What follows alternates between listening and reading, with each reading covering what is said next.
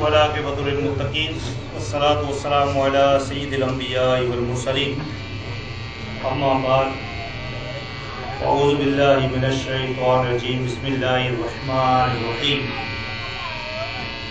پڑھیے الصلاۃ والسلام علیک یا رسول اللہ وعلی آلک واصحابک یا حبیب اللہ الصلاۃ والسلام علیک یا نبی اللہ وعلی آلک واصحابک یا نور اللہ وعلى آلك وأصحابك يا نور الله. آپ محترم، کتاب میں سے ایک واقعہ ہم سنتے ہیں اور اپنے ایمان کو تازہ کرتے ہیں۔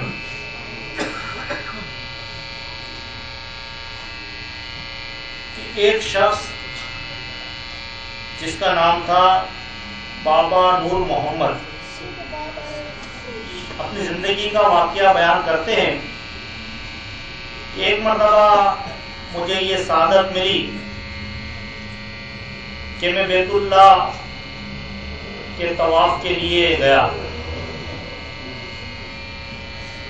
کچھ دنوں کے بعد جو میرے پاس پیسے تھے وہ ختم ہو گئے۔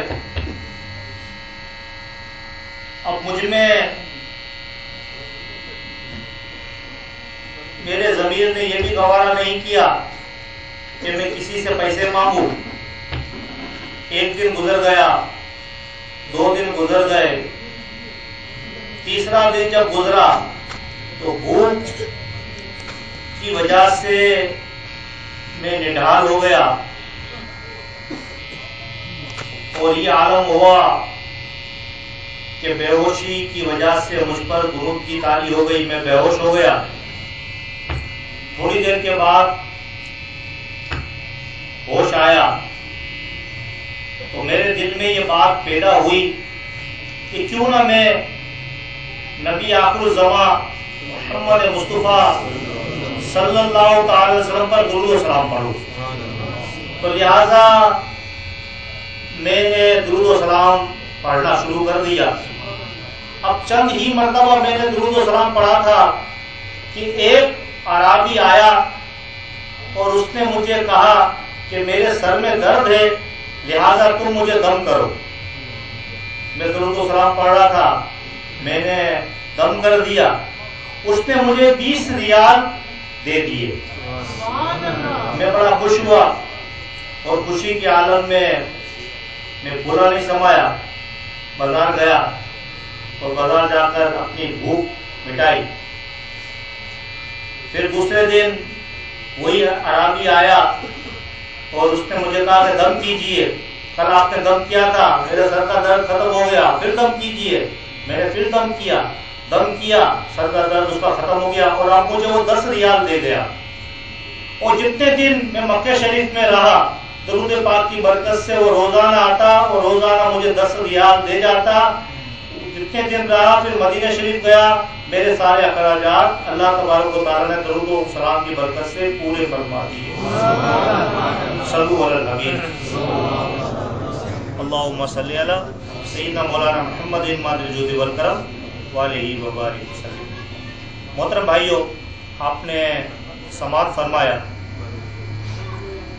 کہ درود و سلام کیسی عبادت ہے۔ یہ ایک ایسی واحد عبادت ہے جو اللہ تبارک و تعالیٰ خود بھی فرماتا ہے۔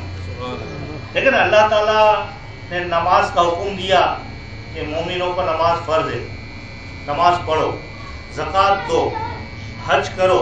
اللہ تعالیٰ نے کہیں یہ نہیں فرمایا کہ میں بھی نماز پڑھتا ہوں تم بھی نماز پڑھو، میں بھی روزے رکھتا ہوں تم بھی روزے رکھو، میں بھی زکوٰۃ دیتا ہوں تم بھی زکوٰۃ دو۔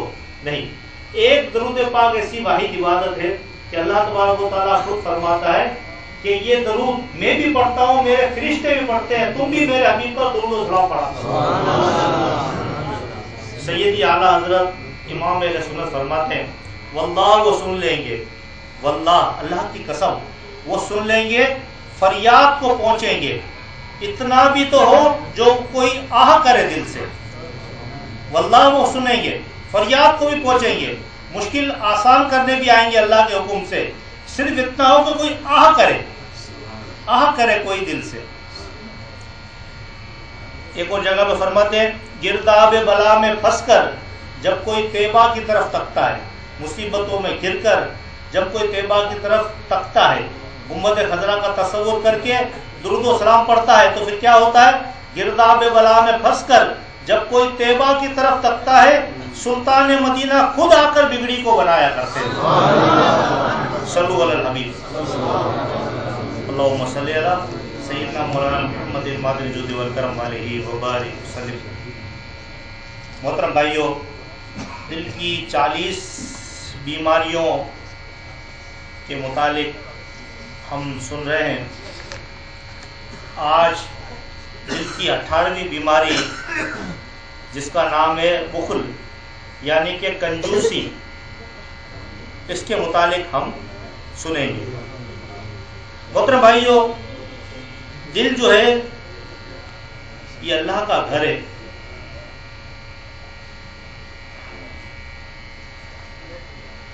اب اس کو پاک کرنے کے لیے سیدی اعلیٰ حضرت نے فرمایا کہ اپنے دل سے 40 قسم کی بیماریوں کو نکال دو تو اللہ تبارک و تعالیٰ کے جلوے اس میں بس جائیں گے۔ اب ہم نے 17 بیماریاں سنی، آج 18ویں بیماری سنتے ہیں، وہ ہے بخل، کنجوسی کرنا، مال کو جمع کرنا، اللہ کی راہ میں خرچ نہ کرنا، اس کو کہتے ہیں کنجوسی۔ اور یہ بھی دل کی بدترین بیماریوں میں سے ایک بیماری ہے۔ کلام پاک کیا ارشاد فرماتا ہے کنجوسوں کے بارے میں، جو مال جمع کرتے ہیں، اس کے بارے میں کلام پاک کیا ارشاد فرماتا ہے؟ ہم ترجمہ سنتے ہیں۔ سورہ آل عمران رکوع نمبر 7، اللہ تبارک و تعالیٰ ارشاد فرماتا ہے اور جو بخل کرتے ہیں یعنی کہ جو کنجوسی کرتے ہیں اس چیز میں جو اللہ نے انہیں اپنے فضل سے دی، ہرگز وہ اسے اپنے لیے اچھا نہ سمجھے بلکہ وہ ان کے لیے برا ہے۔ ان قریب وہ جس میں بخل کیا تھا قیامت کے دن ان کے گلے کا توق ہوگا۔ محترم بھائیوں، اللہ تبارک و تعالیٰ نے کیا ارشاد فرمایا کہ جو لوگ کنجوسی کرتے ہیں اس چیز میں جو اللہ نے دی، اللہ نے ہمیں مال و اسباب دیا، اللہ نے دیا، اب ہم اس کو جمع کرتے ہیں، تو فرمایا کہ وہ برا کرتے ہیں، اور ان قریب یہ جمع کیا ہوا مال ان کے گلے کا توق بن جائے گا، قیامت کے دن ان کے گلے کا توق بن جائے گا، یہ بھاگیں گے، اژدہا بن جائے گا، یہ بھاگیں گے۔ تو اژدہا کہے گا کہ تم مجھ سے کیوں بھاگ رہے ہو؟ دنیا میں تو مجھے بڑا جمع کرتے تھے، مجھے چوما کرتے تھے، صبح اٹھ کر مجھے دیکھا کرتے تھے، اپنی چیک بک کو دیکھا کرتے تھے، اپنی رسید بک کو دیکھا کرتے تھے، آج اتنا پیسہ ہوا، اتنا پروفٹ ہوا، اب مجھ سے کیوں بھاگ رہے ہو؟ میں وہی تو مال ہوں۔ تو قیامت کے دن وہی مال اس کا توق بن جائے گا۔ کون سا مال؟ جو اللہ نے دیا اور اللہ کی راہ میں خرچ نہ کیا۔ حضرت امیر المومنین خلیفہ اول حضرت ابو بکر صدیق رضی اللہ تعالیٰ عنہ سے روایت ہے کہ انہوں نے فرمایا کہ رسول اللہ صلی اللہ تعالی علیہ وسلم نے ارشاد فرمایا کہ دھوکہ دینے والا اور بخل اور احسان جتانے والا جنت میں داخل نہ ہوگا، بلکہ کچھ دن جہنم کا عذاب چکھ لینے کے بعد جنت میں جائے گا۔ اگر بخیل، کنجوس، احسان جتانے والا اعمال نیک کے سبب جنت میں جانے کا حقدار بھی ہوگا، لیکن پھر بھی کچھ دن وہ جہنم کے اندر رہ کر پھر جنت میں جائے گا۔ الامان الحفیظ حضرت ابو سعید رضی اللہ تعالیٰ عنہ روایت کرتے ہیں رسول اللہ صلی اللہ تعالی علیہ وسلم نے فرمایا 2 عادتیں مومن میں جمع نہیں ہو سکتی۔ نمبر 1 کنجوسی، اور نمبر 2 بد اخلاقی۔ مطلب یہ کہ جو مومن ہوگا اگر کنجوس ہوگا تو بد اخلاق نہیں، اور اگر بد اخلاق ہوگا تو کنجوس نہیں۔ یہ دونوں عادتیں ایک ساتھ مومن میں نہیں ہوتی. حضرت سیدنا ابو ہریرہ رضی اللہ تعالیٰ عنہ سے روایت ہے، رسول مکرم صلی اللہ تعالی علیہ وسلم نے فرمایا، سخی سخاوت کرنے والا اللہ کے قریب ہے، جنت سے قریب ہے، لوگوں سے قریب ہے، لیکن جہنم سے دور ہے. بخیل اللہ سے دور ہے، کنجوس اللہ سے دور ہے، جنت سے دور ہے، لوگوں سے دور ہے، لیکن جہنم کے قریب ہے. اور سخی جاہل بخیل عابد سے زیادہ اللہ کو پسند ہے. محترم بھائیو، اللہ نے جو مال دیا ہے اللہ کا شکر ادا کرے، اس کو اللہ کی راہ میں خرچ کرے. اللہ کی راہ میں خرچ کرنے سے مال کم نہیں ہوتا. ہاں، کون سا مال کم ہوتا ہے؟ وہ مال کم ہوتا ہے، حدیث پاک میں ارشاد فرمایا گیا کہ صدقہ مال کو بڑھاتا ہے، صدقہ خیرات مال کو بڑھاتا ہے، اور سود مال کو گھٹاتا ہے. سود جو ہے وہ مال کو گھٹاتا ہے، ختم کر دیتا ہے، اصل رقم کو بھی لے جاتا ہے، اور صدقہ جو ہے مال کو بڑھاتا ہے. اب ہمارے پاس جو مال روپیہ اسباب ہے اسے ہم اپنا نہ سمجھیں، اور ہمارا ہے بھی نہیں، اللہ کا دیا ہوا ہے، اور اللہ کا دیا ہوا ہی اللہ کی راہ میں جب ہم خرچ کریں گے تو اللہ تعالیٰ اس سے کئی گنا ہمیں عطا فرمائے گا. اب دیکھیں نا، اللہ تعالیٰ نے مسلمانوں پر زکوٰۃ فرض کی. کتنی فرض کی؟ 2.5%. 1 لاکھ روپے پر 2500 روپے، اور 100 روپے پر 2.5 روپے، 2.5%. اور حضرت موسیٰ علیہ السلام کے دور میں 40% تھی، 40% زکوٰۃ دی جاتی تھی. اب اللہ تعالیٰ کا کرم کہ ہم پر 2.5%. اب یہ 2.5% کیا ہے؟ یہ زکوٰۃ اگر ہم نکال دیں گے تو یہ کیا ہے؟ یہ مال کا میل نکل جائے گا. کیوں کہ ہمارے مال کے اندر میل ہو سکتا ہے. دھوکہ دے دیا کسی کو انجان کے اندر، جھوٹ بول کے مال بیچ دیا انجان کے اندر مال کم چلا گیا، تو یہ 2.5% ہم نکال دیں گے تو ہمارے مال کا میل نکل جائے گا.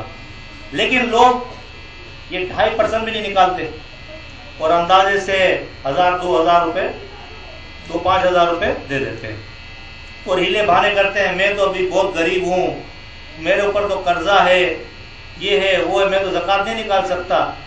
ہیلے بہانے کرتے ہیں. تو پیارے بھائیوں، ہمارے ہیلے بہانے ہم تک محدود ہیں. اللہ بہتر جانتا ہے کہ ہمارے پاس کیا ہے کیا نہیں ہے. تو ہمیں چاہیے کہ اللہ کی راہ میں ہاتھ کو کبھی نہیں روکنا چاہیے. اللہ کی راہ میں ہاتھ کو کبھی نہیں روکنا چاہیے. آپ کے پاس جو بھی آئے آپ کے دروازے پر، آپ کے پاس 2 روپے ہیں، 1 روپیہ ہے، 5 روپے ہیں، 10 روپے ہیں، آپ دے دیں اللہ کے راہ. یہ نہ دیکھیں کہ 5 روپے ہی ہیں، میں دے دوں گا تو کیا ہوگا، نہیں، بلکہ آپ کو 50 روپے مل جائیں گے اگر آپ کا یقین کامل ہوا تو. میرا یہ معمول ہے، اور میں اکثر کہتا بھی رہتا ہوں کہ جب گھر سے نکلو کسی کام سے، مثال کے طور پر نوکری کے لیے جا رہے ہو، نوکری نہیں مل رہی، یا طالب علم جو ہے پڑھنے کے لیے جا رہے ہیں، آج کا پیپر بڑا سخت ہے، تو اب کیا کریں؟ اپنے جیب میں ہاتھ ڈالیں، بسم اللہ الرحمن الرحیم پڑھ کر جیب میں جو بھی نکلا، 5 روپے نکلے، 2 روپے نکلے، 10 روپے نکلے، یہ غوث پاک آپ کے، کیا یہ غوث پاک آپ کے نام. آپ نے کسی فقیر کو دے دیا، خیرات کر دیا، مسجد کے اندر ڈبے کے اندر ڈال دیا، تو انشاءاللہ آپ کا کام آسان ہو جائے گا. بنی اسرائیل کے اندر عیسیٰ علیہ السلام کے دور کے اندر ایک شخص تھا، اور وہ تھا دھوبی، کپڑے دھویا کرتا تھا. اس سے پوری قوم جو تھی، وہ پورا علاقہ بیزار تھا، پورا علاقہ اس سے بیزار تھا. اتنا بیزار تھا کہ اس کی موت کی دعائیں مانگتے تھے کہ کب یہ مرے.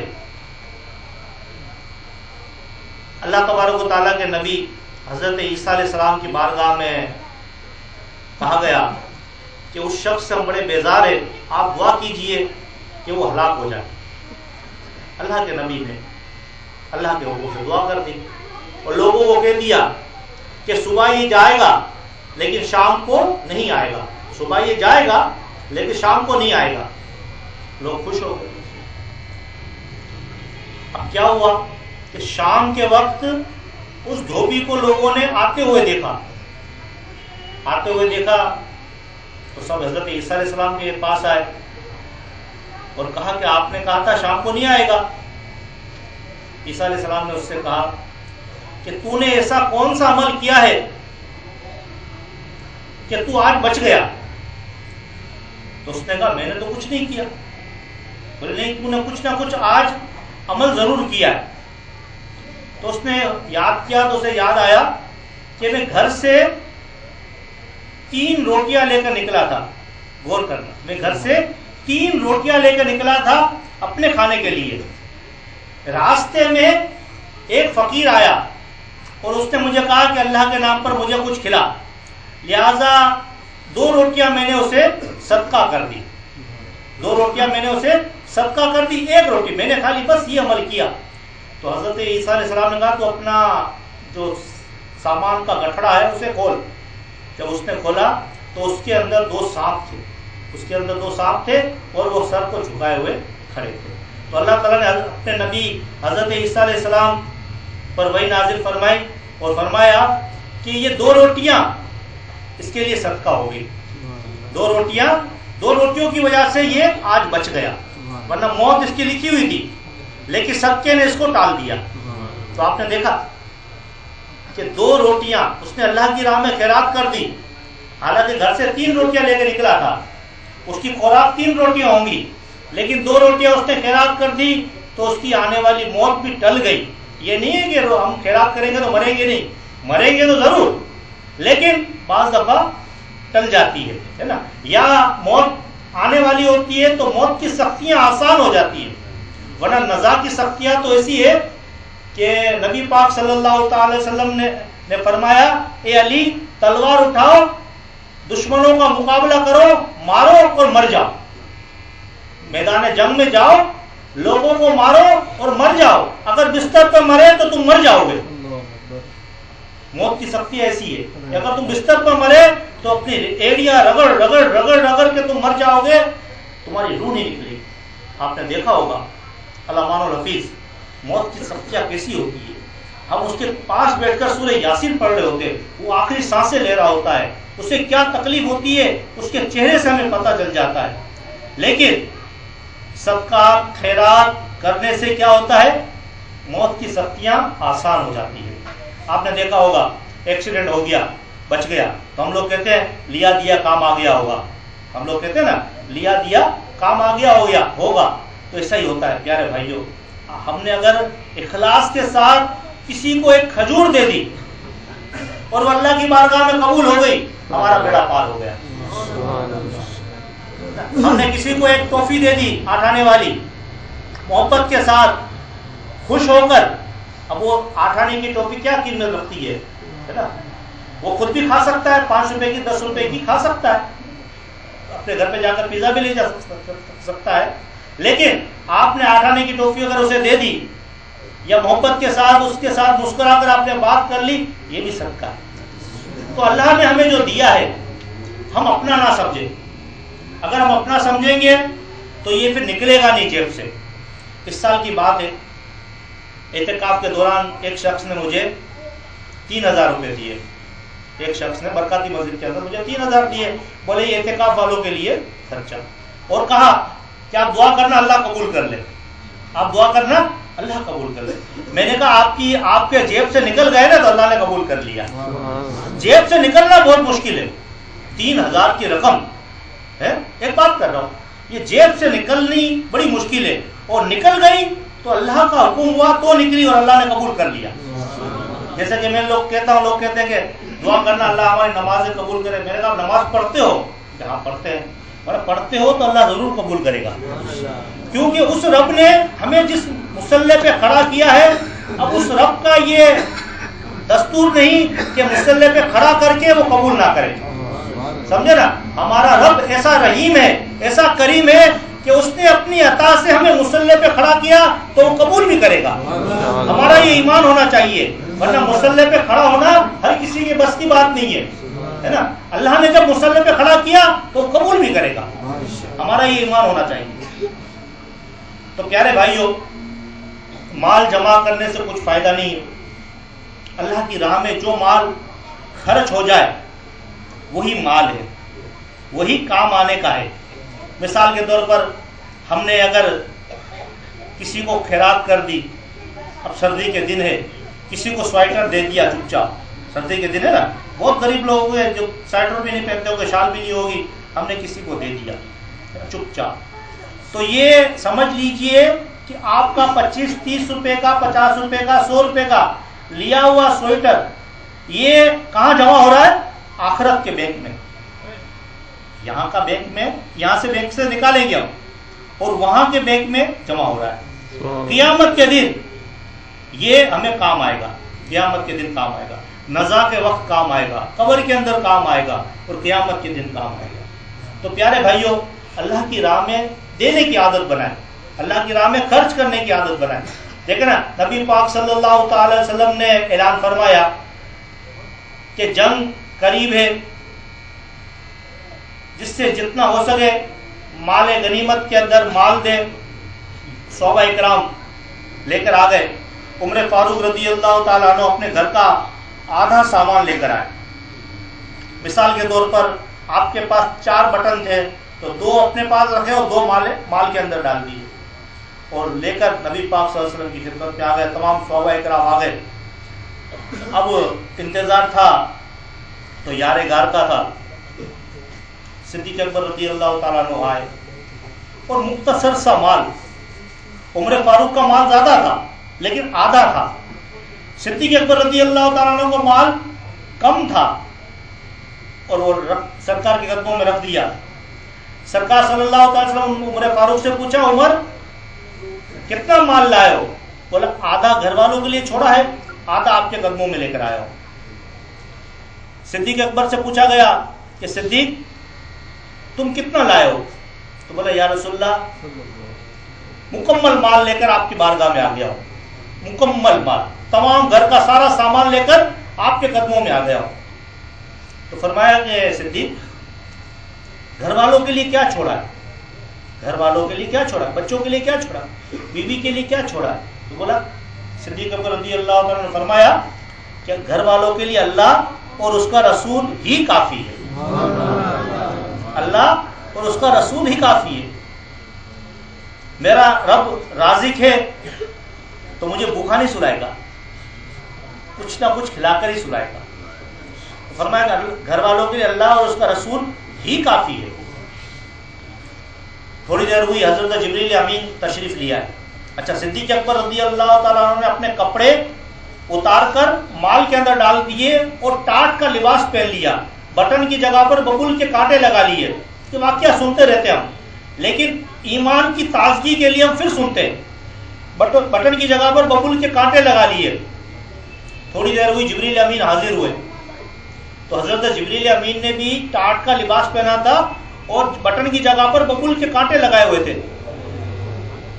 تو نبی پاک صلی اللہ تعالی وسلم نے حضرت جبریل سے پوچھا کہ جبریل آج تم نے یہ لباس کیوں پہنا؟ تو فرمایا کہ صدیق کی سخاوت اللہ کی بارگاہ میں اتنی قبول ہوئی، ایسی قبول ہوئی ہے کہ تمام فرشتوں کو حکم فرمایا کہ میرے صدیق جیسا آج لباس پہنو۔ اب ظاہری طور پر گھر والوں کے لیے کچھ نہیں چھوڑا، لیکن اللہ ان سے راضی ہو گیا، اللہ کا حبیب راضی ہو گیا، ہے نا؟ اور کیسا راضی ہوا کہ اللہ ان سے راضی ہو گیا، وہ اللہ سے راضی ہے۔ تو خدا کی رضا چاہتے ہیں دو عالم، خدا کی رضا چاہتے ہیں دو عالم، خدا چاہتا ہے رضا محمد صلی اللہ علیہ وسلم۔ اگر اللہ کو راضی کرنا ہے تو اللہ کے حبیب کو راضی کر لیجئے، اللہ کے حبیب کو راضی کر لیا، اللہ خود بخود راضی ہو گیا۔ تو پیارے بھائیوں، مال جمع کرنے سے کوئی فائدہ نہیں ہے۔ جو مال ہم نے اللہ کی راہ میں خرچ کیا وہی مال ہمیں کام آنے کا ہے۔ اگر ہم مر جائیں گے، بینک بیلنس چھوڑا اور چھوڑ کر مر گئے تو ہمیں وہ کس کام کا، ہمارے کس کام کا؟ وہ تو ہماری اولاد کا ہے، ہمارے ورثہ کا ہے، اس پر تو لڑائی جھگڑے ہوتے ہیں، قتل و غارت بھی ہو جاتے ہیں۔ تو پیارے بھائیو، مال وہی اچھا جو اللہ کی راہ میں خرچ ہو جائے۔ لہذا آج کی محفل کے اندر ہم یہ عزم کر کے اٹھے کہ اللہ کی راہ میں موقع ملا تو ہم خرچ کرتے رہے. آپ مسجد میں گئے, کسی بھی اپنے محلے کی مسجد میں گئے اور وہاں پر ٹیوب لائٹ خراب ہے.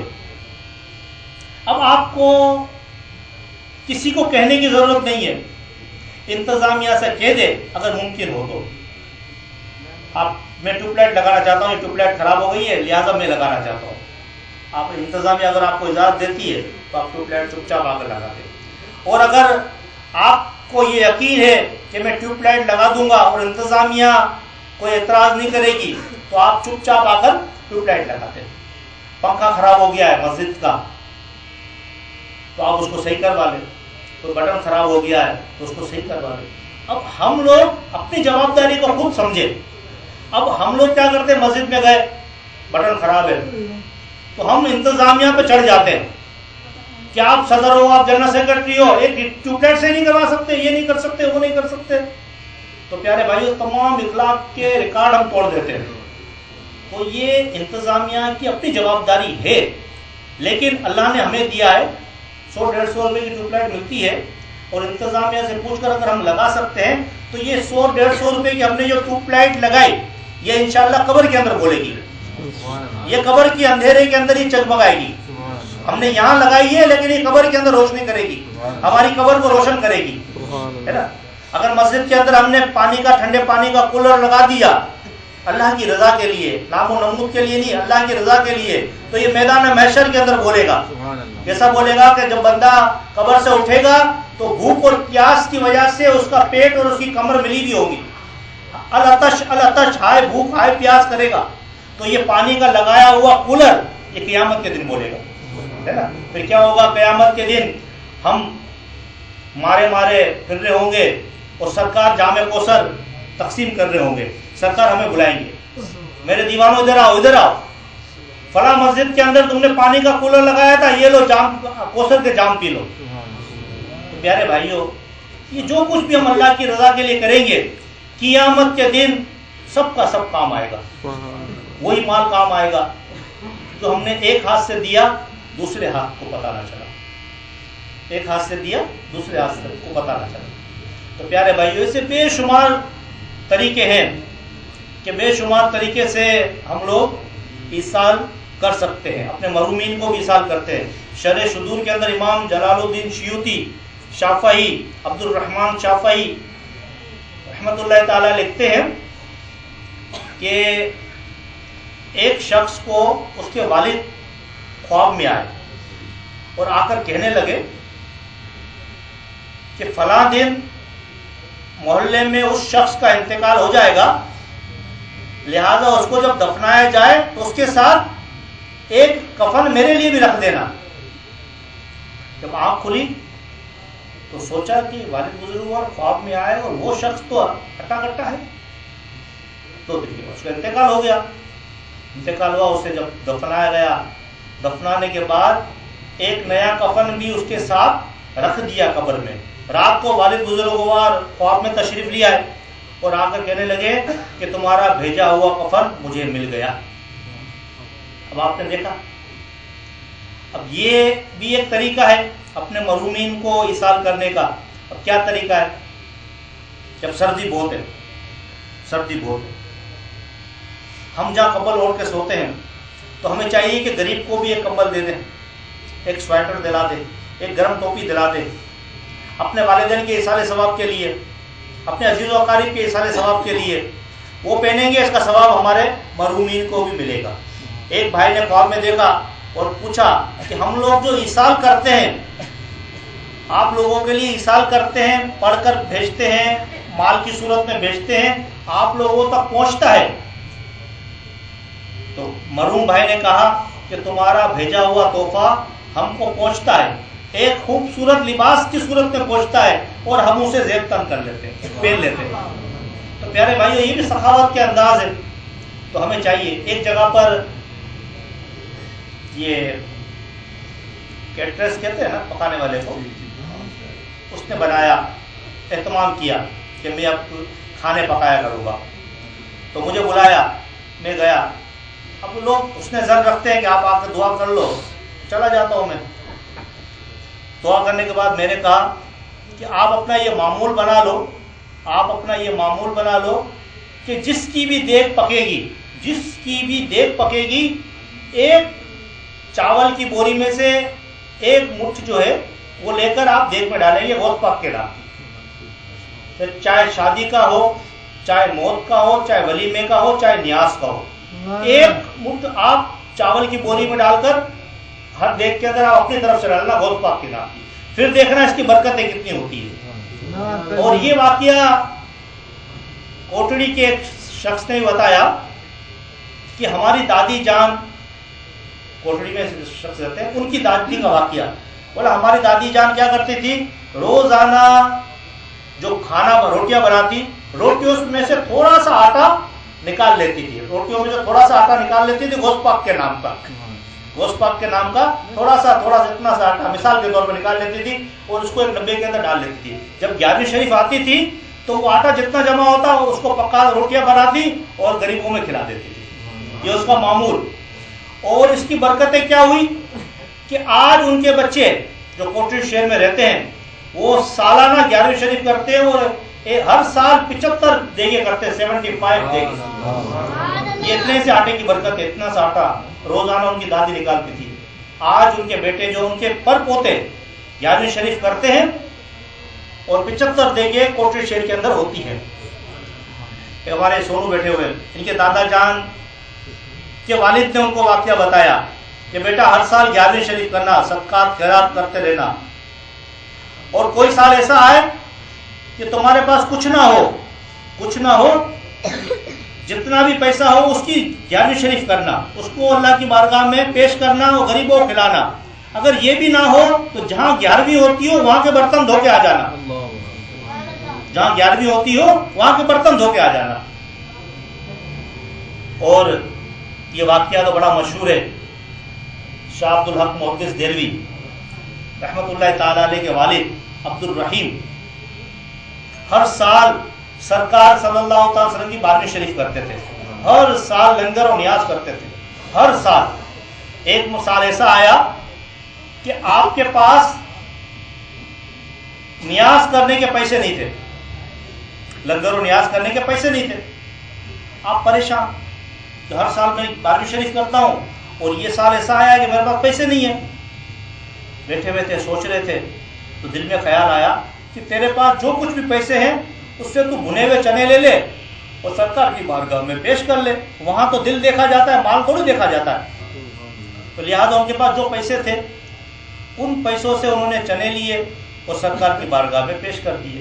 اب سوئے، قسمت جاگ گئی، نبی پاک صلی اللہ تعالی وسلم قوم میں تشریف لیا ہے اور سرکار صلی اللہ تعالی وسلم عبد الرحیم کے چنے کھا رہے تھے اور مسکرا رہے تھے۔ تو اللہ کی بارگاہ میں، اللہ کے حبیب کی بارگاہ میں خلوص پیش کیا جاتا ہے۔ اب دیکھ رہے ہیں ہماری بزم ہے، بابا محمد عمر برکاتی رحمۃ اللہ تعالی علیہ کا 2000 میں وصال ہوا۔ آپ کے وصال کے بعد بزم اسی طرح کام کرتی رہی۔ اب پیسہ نہیں تھا، یہ عالم تھا کہ ہمارے پاس 11 روپے تھے، 11 روپے سے نکتیاں لی اور اس پلیٹ کو گھما دیتے تھے، خالی پلیٹ کو خالی گھما لو، لوگ تھوڑا تھوڑا لے لیتے تھے۔ اب اس 11 روپے کی برکت سے آج آپ دیکھ رہے ہیں کہ بزم کتنے شعبوں پر کام کرتی ہے۔ اس کی داستان میں نہیں بتا سکتا کہ کیا کیا کام ہو رہے ہیں۔ یہ اللہ کی بارگاہ میں قبول ہو گئے 11 روپے، اور آج الحمدللہ ہم لوگ پیش کرتے ہیں، سردی میں بچے ہوئے ہیں، گرمی سے بچے ہوئے ہوتے ہیں۔ یہ سب اللہ والوں کا کرم ہے، اللہ تعالیٰ جس سے چاہے کام لے لے۔ تو لہٰذا اللہ کی بارگاہ میں ہمیں خلوص دل کے ساتھ صدقات خیرات کرتے رہنا چاہیے، اپنے ہاتھ کو کبھی نہیں روکنا چاہیے۔ آپ سفر میں جا رہے ہیں، اب آپ کی اپنی خود کی کار ہے، آپ 10 روپے نکال کے رکھ دیں، جو فقیر آئے اسے دے دیں، تو یہ 10 روپے جو ہے انشاءاللہ حادثات سے بچا دیں گے، حادثات سے بچا دیں، اور یہ تجربے والی بات ہے۔ تو اللہ تبارک و تعالیٰ سے دعا ہے کہ اللہ تبارک و تعالیٰ ہمیں کنجوسی کی نحوست سے محفوظ فرمائے، اور اللہ تعالیٰ ہمیں سخی ابن سخی کے صدقے اللہ تعالیٰ ہمارے ہاتھ کو بھی وسیع فرمائے، ہم دینے والے بن جائیں، لینے والے نہ ہو، دینے والے بن جائیں، بانٹنے والے بن جائیں، ہے نا. بانٹتا کون ہے؟ اللہ بانٹتا ہے، اللہ کا بھی بانٹتا ہے. یہ اللہ کی صفت اللہ دیتا ہے نا. اللہ تعالیٰ اپنے بندوں کو بھی صفتیں دیتا ہے نا. جیسے کہ میں کہتا ہوں کہ بھائی جو لوگ دیگوں پہ بیٹھے ہوتے ہیں یہ کھلا رہے ہوتے ہیں ہمیں، ہے نا، اور کھلاتا کون ہے؟ اللہ. تو جو بندہ کھلا رہا ہوتا ہے اللہ تعالیٰ اسے وہ صفت دیتا ہے، تو اللہ کی عطا سے وہ بھی کھلا رہا ہوتا ہے. اللہ کرے ہم بھی سخی بن جائیں.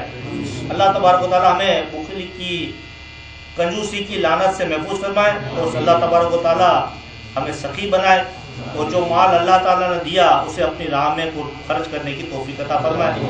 وما توفیقی الا باللہ.